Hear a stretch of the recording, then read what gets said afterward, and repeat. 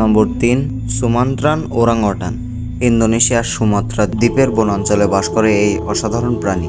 মানুষের মতো হাত, বুদ্ধিমত্তা এবং জটিল সামাজিক আচরণের জন্য ওরাংটাং খুবই পরিচিত। কিন্তু বন উজাড় ও আবাসস্থল ধ্বংসের কারণে সুমাত্রান ওরাংটাং গুরুতর বিপদের মুখে। একটি বন ধ্বংস হওয়ার মানে শুধু গাছ হারানো নয়, সেটি বনের উপর নির্ভরশীল অসংখ্য প্রাণীর ঘরও হারিয়ে যাওয়া। নম্বর 4, হকসবিল সামুদ্রিক কচ্ছপ। সমুদ্রের প্রবল প্রাচীর ও উষ্ণ পানির পরিবেশে পাওয়া যায় হকসবিল কচ্ছপ। তাদের ঠোঁটের মতো মুখের আকৃতি খুব সহজেই চেনা যায়। সমুদ্র দূষণ, মাছ ধরার জালে আটকে যাওয়া, আবাসস্থলের ক্ষতি এবং অবৈধ বাণিজ্য তাদের বড় হুমকি।